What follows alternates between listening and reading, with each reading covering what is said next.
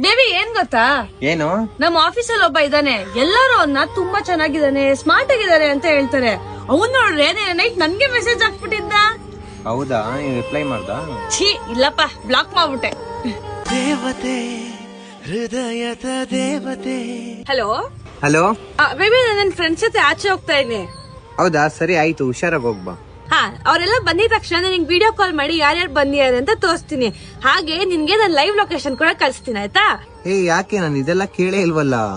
ಇದೆಲ್ಲ ಕಳ್ಸಿದ್ರೆ ನೀನ್ ಸ್ವಲ್ಪ ಆದ್ರೂ ನೆಮ್ಮದಿಯಾಗಿರ್ತೀಯ ಅಂತ. ದೇವತೆ ಹೃದಯದ ದೇವತೆ. ಸರಿ ಬೇಬಿ, ನಾನು ಹೊರಡ್ತೀನಿ. ಒಂದ್ ಸ್ವಲ್ಪ ಫೋನ್ ಕೊಡು. ತಗೋ. ನಿನ್ ಫೋನ್ ಚೆಕ್ ಮಾಡ್ಲಾ?